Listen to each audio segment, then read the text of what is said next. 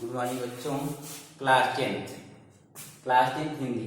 हिंदी में आज हम लोग शुरू करेंगे हिंदी गद्य का विकास। हिंदी गद्य का विकास पिछली बार आप लोग को क्लास 9 में आपने पढ़ाया गया था हिंदी गद्य का विकास। संक्षिप्त रूप से फिर से थोड़ा सा जान लीजिए और फिर उसके आगे प्रारंभ करते हैं। पिछली बार हमने पढ़ाया था हिंदी गद्य के विकास को 3 भागों में डिवाइड किया गया है। आदिकाल,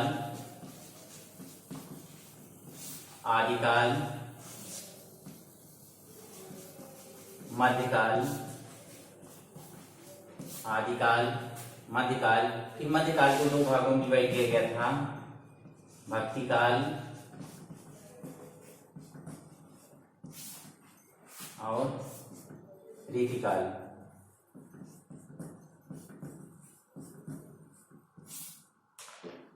भक्तिकाल और रीतिकाल। तीसरा था आधुनिक काल। तीसरा क्या था? आधुनिक काल।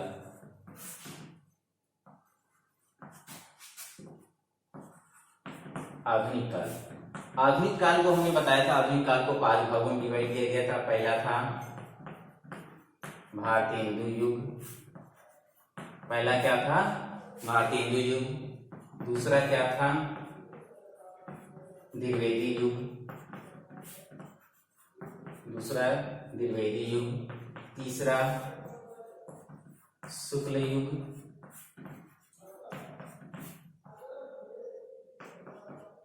चौथा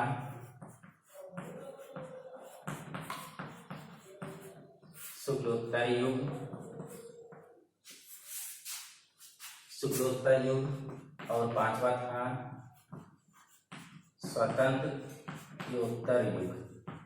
स्वतंत्र युग क्या होता है? आजादी के बाद का। इसका समय सीमा यहाँ है कि जो शुक्ल युग को हम लोग छायावादी भी कहते हैं, छायावादी युग, और शुक्लोत्तर युग को छायावादोत्तर युग भी कहते हैं। आदिकाल का समय था 1000 ईस्वी से 1500 ईस्वी तक। 1000 ईस्वी से 1500 ईस्वी तक मध्यकाल का समय था। 1500 ईस्वी से 1800 ईस्वी तक। 1500 ईस्वी से 1800 ईस्वी तक। इसी प्रकार आधुनिक काल का था 1801 ईस्वी से 1801 ईस्वी से अब तक, अर्थात अब तक अभी तक यह जारी है। बताया भारतीय हिंदू का समय क्या था? 1868 ईस्वी से 1900 तक। 1900 ईस्वी तक। इसके बाद द्विवेदी युग का क्या था? 1900 ईस्वी से 1922 ईस्वी तक। 1900 ईस्वी से 1922 ईस्वी तक। इसके बाद क्या था? शुक्ल युग। शुक्ल युग ये था 1918 ईस्वी से 1937 ईस्वी तक। फिर था शुक्लोत्तर युग, ये था 1937 ईस्वी से 1947 ईस्वी तक। फिर था स्वतंत्रोत्तर युग।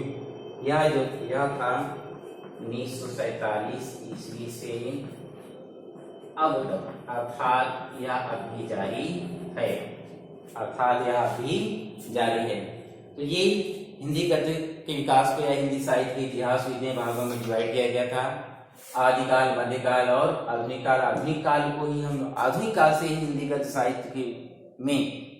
के साहित्य में विशेष रूप से विकास हुआ इसका, और यह अपने चरम उत्कर्ष पर पहुंचा। इसलिए आप लोग इसको नोट कर लीजिएगा और फिर आगे देखते हैं।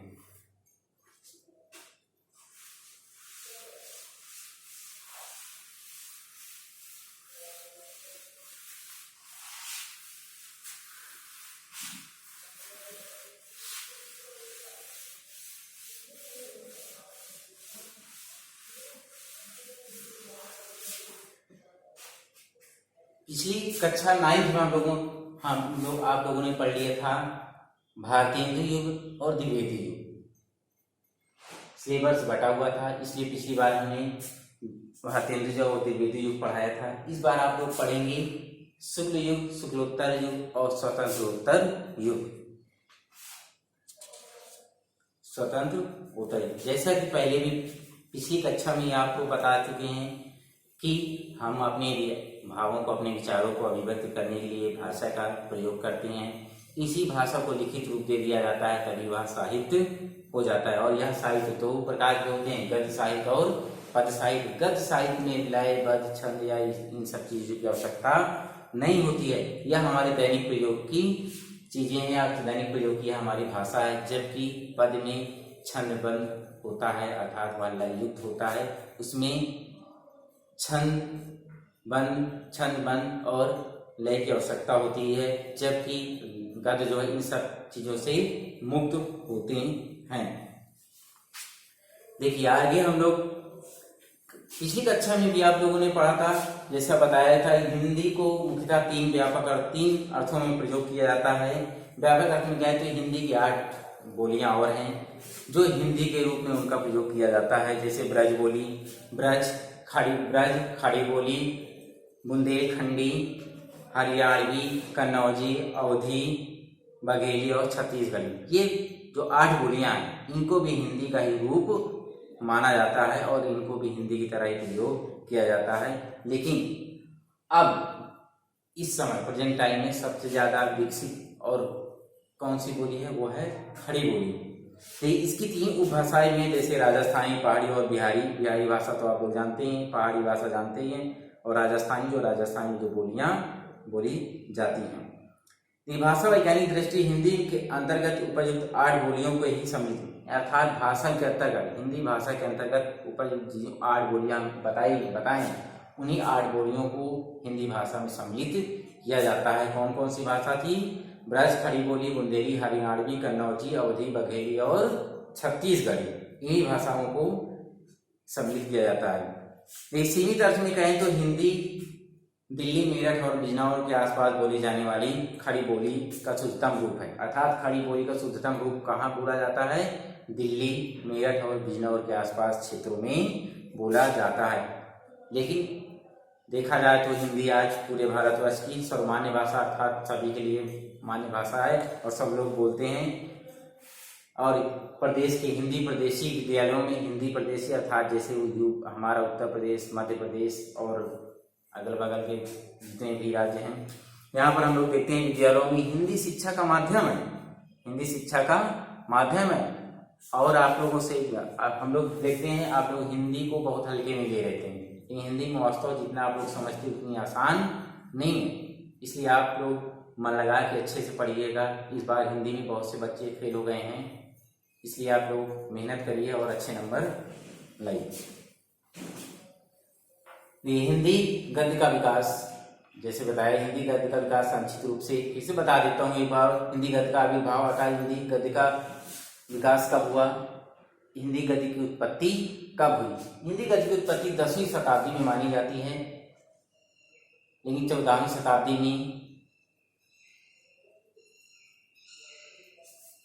शताब्दी में इसकी रचना ब्रज भाषा में मानी जाती है। सबसे पहले मैथिली, हिंदी गद्य को पहले कौन सी भाषा मिलते थे? मैथिली में मिली है, राजस्थानी में मिली है और ब्रज भाषा में। कौन सी भाषा मिला है? ब्रज भाषा में। पहले इन भाषाओं में रचनाएं गद्य की होती थी, लेकिन धीरे धीरे यह बदला और फिर अब खड़ी बोली में और इसका विकास हुआ। अब आधुनिक रूप में इसका खड़ी बोली में विकास चल रहा है और अपने शीर्ष स्थान पर है।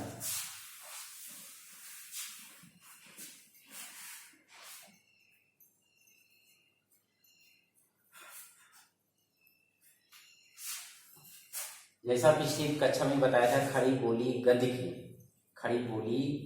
की प्रथम रचना कवि गंग द्वारा रचित चंद छंद वर्णन की महिमा, इसको खड़ी बोली गद्य की प्रथम रचना मानी जाती है। इसके अलावा नरपति नालय, विशाल देव, अमीर खुसरो पहेलियां हैं, योग वशिष्ठ है, राम प्रसाद निरंजनी का पंचाग दर्शन, सुख सागर, ईसा अल्लाह खानी, रानी केतकी की कहानी, लल्लू लाल की प्रेम सागर, सदल मिश्र की नासिकेतो पाख्यान, यह सब है। देखिए इन 4 लेखकों में सदा सुखलाल, मुंशी ईसा अल्लाह खां, लल्लू लाल और सदल मिश्र को खड़ी बोली के विकास का महत्वपूर्ण श्रेय दिया जाता है। इनका महत्वपूर्ण स्थान है खड़ी बोली गद्य के विकास में।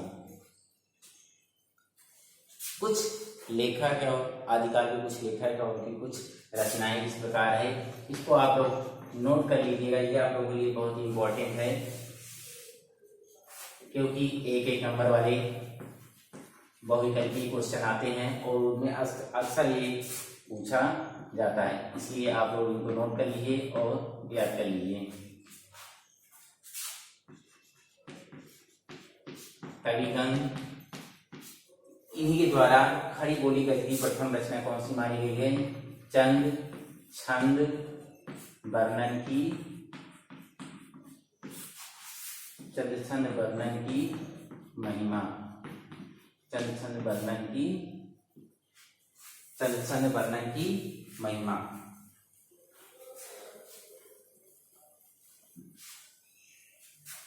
और हैं राम प्रसाद, ये एक नंबर वाले में आएगा सब, और इनको आप लोग जरूर याद करिएगा।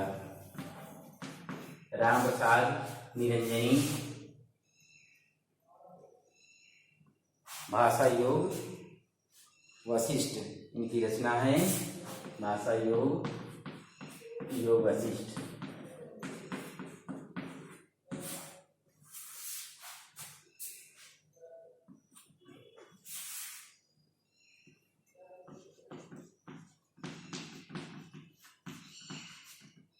सदा सुखलाल, सदा सुखलाल, इनकी रचना है सुख सागर। इनकी रचना कौन सी है? सुख सागर।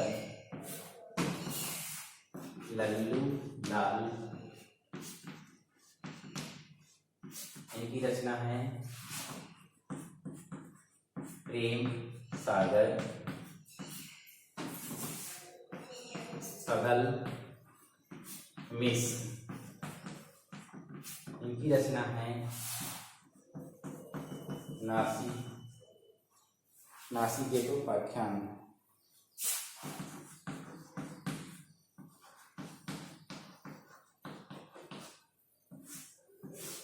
नासिकेतो पाख्यान। और है मुंशी ईसा अल्लाह खां,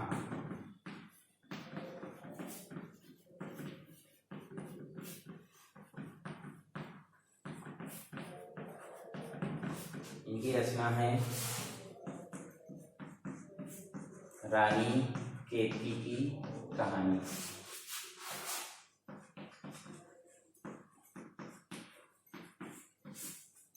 रानी केतकी की कहानी। और है दौलत राय, इनकी प्रमुख रचना है पंचांग दर्शन। पंचांग दर्शन, पंचांग दर्शन। इन चारों को खड़ी बोली गद्य के इतिहास में, गद्य के विकास में इनका, इन चारों का बहुत महत्वपूर्ण स्थान है। इन्हीं चारों को श्रेय दिया जाता है कि इन्होंने खड़ी बोली गद्य का जो विकास है आधुनिक रूप में, इसका जो खड़ी बोली मिलती है, इन्हीं चारों की देन।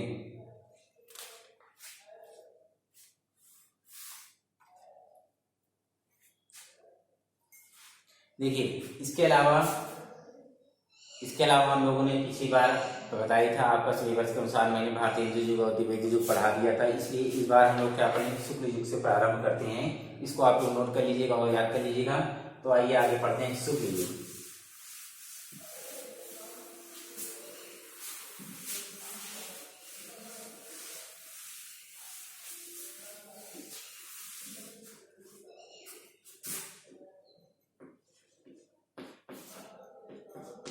भारतीय हिंदू युग,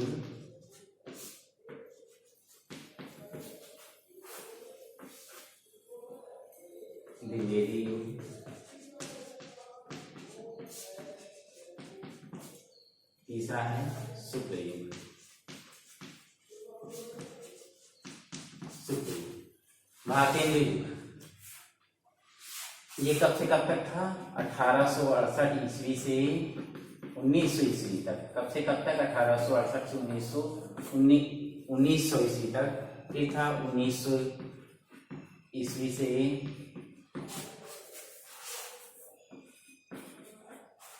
1922 ईस्वी तक। और ये था 1918 ईस्वी से 1937 ईस्वी तक।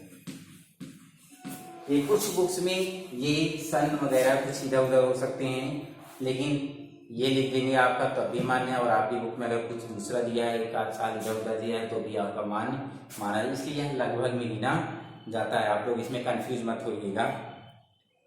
कुछ में 1918 से दिया है, तो कहीं पर 1919 से भी यह दिया है। तो आपको अगर लगता है 18 नहीं, हमारी बुक में 1919 है, तो आप 1919 से ही पढ़िए, 1919 ही आप लोग कर लीजिएगा। द्विवेदी युग के बाद कौन सा युग आया? शुक्ल युग। कौन सा युग आया? शुक्ल युग। द्विवेदी युग के बाद हृदय के गहन विचारों व्यक्त करने के लिए क्षमता शुक्ल युग के गद्य में दिखाई पड़ी। कौन सा युग में? या 1919 ईस्वी से 1919, 1918, 19 से यह प्रारंभ होकर 1938 ईस्वी तक के हिंदी गद्य साहित्य में पंडित रामचंद्र शुक्ल के, इसके नाम पर शुक्ल युग का नाम पड़ा, पंडित रामचंद्र शुक्ल। ये चीज आप लोग याद रखिएगा, इसके नाम पर शुक्ल युग का नाम पड़ा, पंडित रामचंद्र शुक्ल। पंडित रामचंद्र शुक्ल के नाम पर ही इस युग का नाम क्या पड़ा? शुक्ल युग पड़ा। महत्वपूर्ण योगदान के कारण ही इस युग का आचार्य रामचंद्र शुक्ल ने हिंदी साहित्य में बहुत बड़ा योगदान दिया, इसलिए उनके नाम पर इस युग का नाम शुक्ल युग पड़ा। इस युग को प्रसाद युग, प्रेमचंद युग, छायावादी युग के नाम से भी जाना जाता है। छायावादी कवियों ने अपनी अनोखी प्रतिभा और सृजन शक्ति से उसके लाक्षणिक अलंकृत प्रतीकात्मक वक्रतापूर्ण स्वरूपों को प्रस्तुत किया है।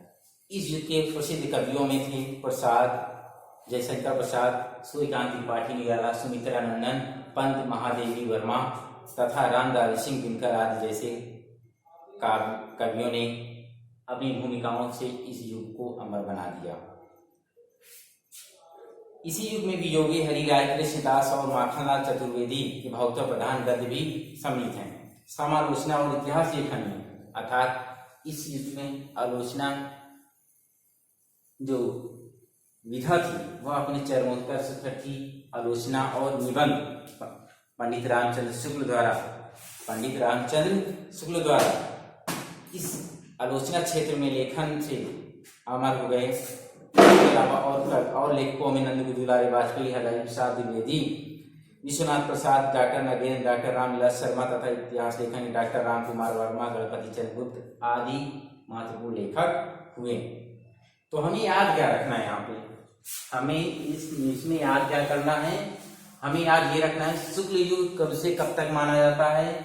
शुक्ल युग का नाम, शुक्ल युग किसके नाम पर पड़ा? किसके नाम पर पड़ा? आचार्य रामचंद्र शुक्ल के नाम पर। आचार्य रामचंद्र शुक्ल कौन थी? एक बहुत बड़ी समालोचक अर्थात आलोचक थे। आलोचक क्या होता है? आलोचना क्या होती है? दूसरों के गुण दोषों को बताना, दूसरे के गुण दोषों को ही बताना क्या है? आलोचना है।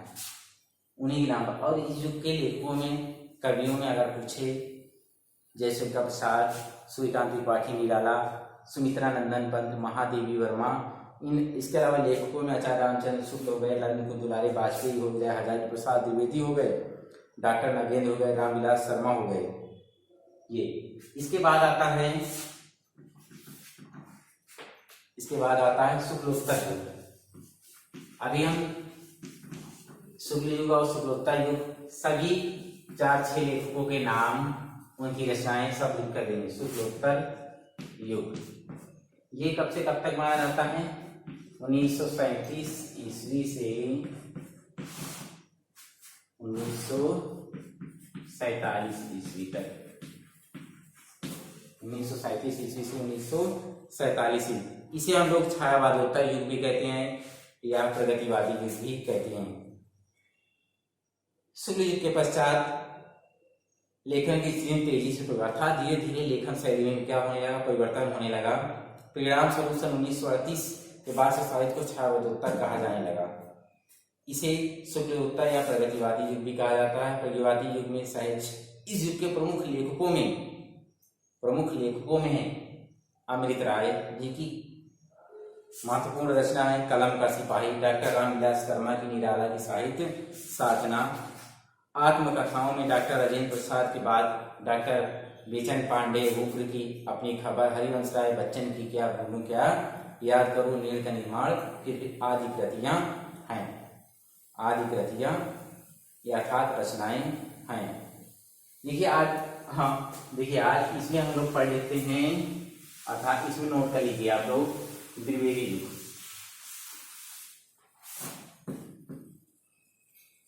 सबसे पहले आप लोग नोट क्या करेंगे, शुक्ल युग।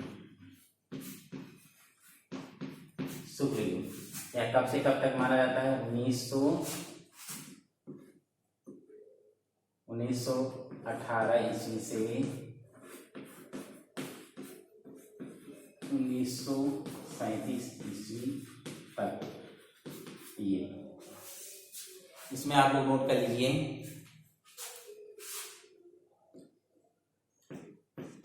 लेखक आचार्य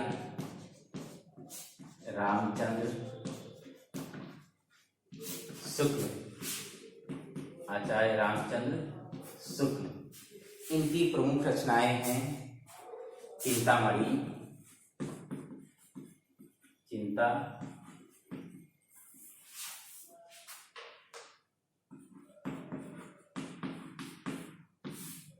चिंतामणि और हैं गुलाब राय,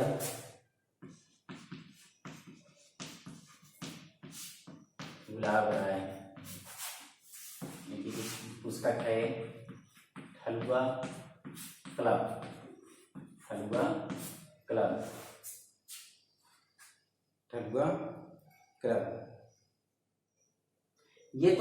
ये निबंधकार है, ये दोनों क्या है, निबंधकार, ये दोनों निबंधकार हैं। इसके अलावा और हैं मुंशी प्रेमचंद। मुंशी प्रेमचंद किस युग के लेखक थे, शुक्ल युग के। किस युग के थे, शुक्ल युग के। मुंशी प्रेमचंद इनकी प्रमुख रचनाएं आप तो जानते ही हैं, इनकी प्रमुख रचनाएं गोदान, गबन, कुछ भी लिख लीजिए आप लोग, गबन और आचार्य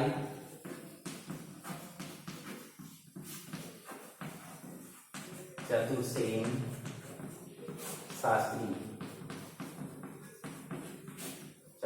शास्त्री, इनकी प्रमुख रचना है आचार्य चतुर्सेन आत्मदाह। क्या है, आत्मदाह। ये दोनों लेखक क्या हैं, उपन्यासकार हैं, उपन्यासकार। जैसे कि मुंशी प्रेमचंद को आप लोग जानते हैं, उपन्यास सम्राट के नाम से जाना जाता है।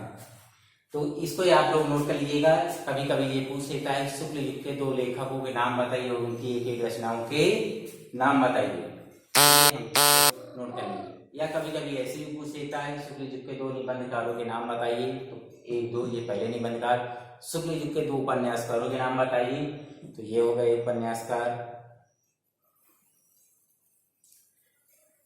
इसके आगे अगर कहानी का पूछे, कहानीकार भी लिख लीजिए, ये दोनों निबंधकार, ये दोनों उपन्यासकार। अब कहानीकार का नाम लिख लेते हैं। शुक्ल युग पहले जयशंकर प्रसाद, नाम याद रखिएगा और इनकी रचनाएं याद रखिएगा।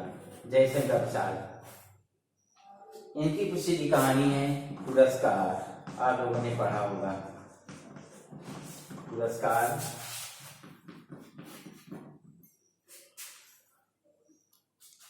मुंशी प्रेमचंद, प्रेमचंद। इनकी कहानी है, इनकी कहानी बहुत सी हैं। पंच परमेश्वर, पंच परमेश्वर, ये दोनों क्या है? कहानीकार, कहानीकार। इसके अलावा और भी है नाटककार,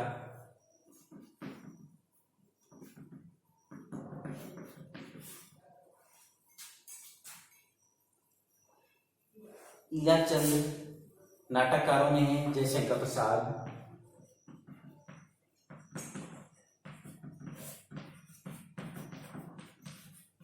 जयशंकर प्रसाद, हरिकृष्ण प्रेमी,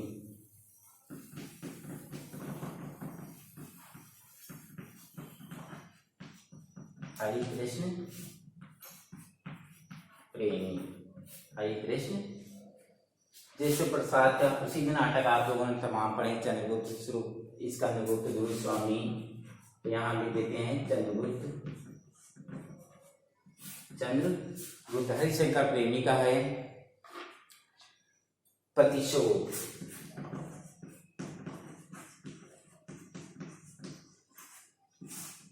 ये दोनों क्या थे?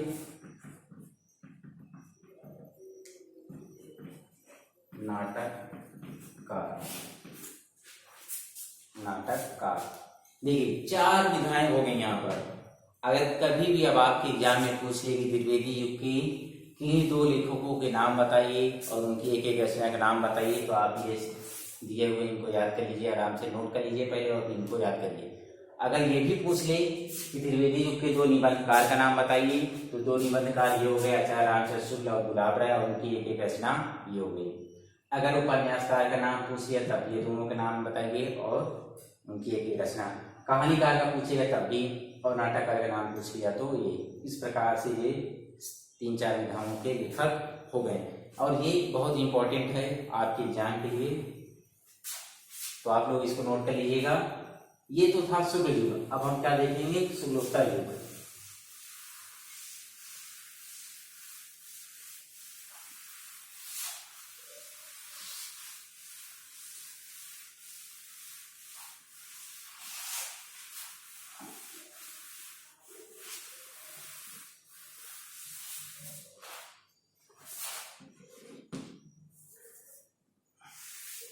अब क्या देखेंगे?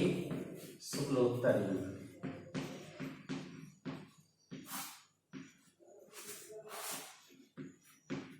शुक्लोत्तर युग क्या था? 1937 से 1947 ईस्वी तक।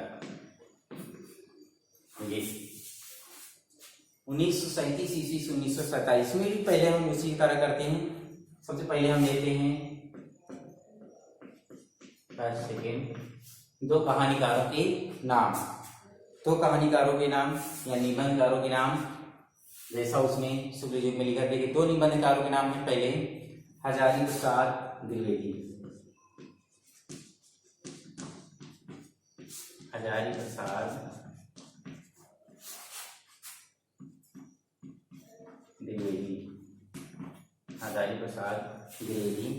और है एक जैनेन्द्र कुमार, नाम सब पिछली बार हमने पढ़ाया था। जैनेन्द्र कुमार। हजारी प्रसाद द्विवेदी का एक निबंध है कल्प लता, कल्प लता।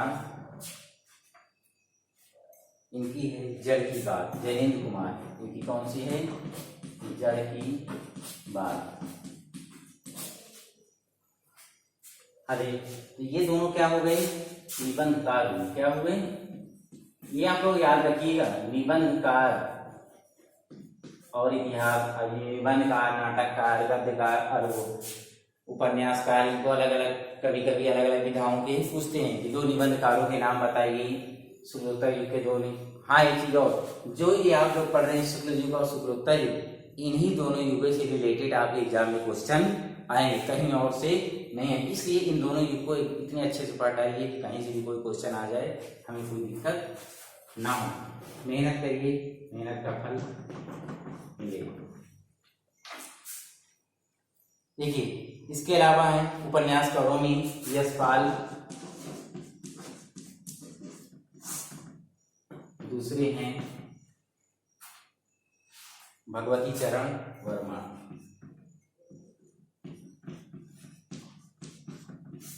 भगवती चरण वर्मा, भगवती चरण वर्मा। यशपाल का है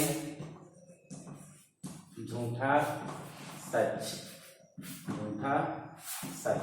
भगवती चरण वर्मा का है भूले बिसरे चित्र, भूले बिसरे चित्र।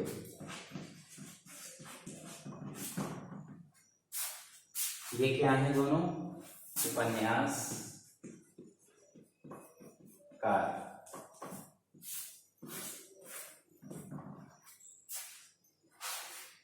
उपन्यासकार। अब आगे है कहानीकार।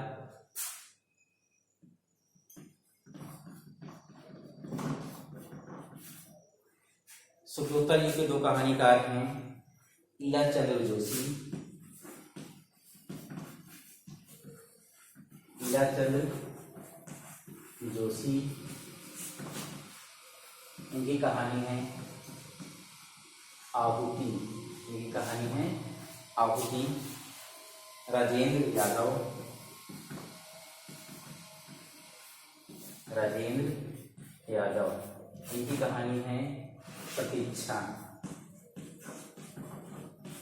इनकी कहानी है प्रतीक्षा। ये दोनों क्या हैं? कहानीकार। क्या है? कहानीकार। अब है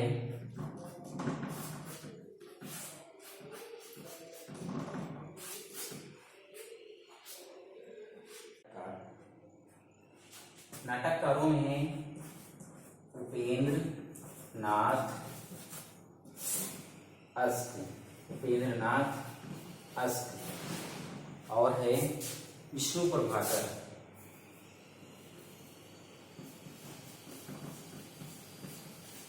विष्णु प्रभाकर,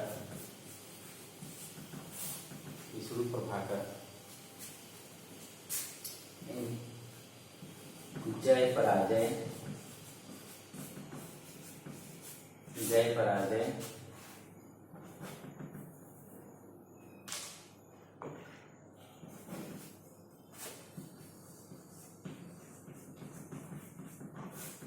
भाषा और किरण, भाषा और किरण। ये क्या है? नाटककार। तो ये शुक्ल युग और शुक्लोत्तर युग दोनों हो गया। ये दो निबंधकार, उपन्यासकार और कहानीकार और नाटककार, इनको आप लोग अच्छे से याद कर लीजिए, नोट कर लीजिए पहले उसके बाद याद कर लीजिएगा। इसके अलावा अब आगे हम लोग पढ़ेंगे कि शुक्ल युग में प्रमुख पत्रिकाएं कौन कौन सी पत्रिकाएं, और उसके शुक्लोत्तर युग में कौन कौन सी प्रमुख पत्रिकाएं थी, उनका संपादन किसने और कब किया और कहाँ किया, इसके आगे पढ़ेंगे। इसको नोट कर लीजिए आप लोग।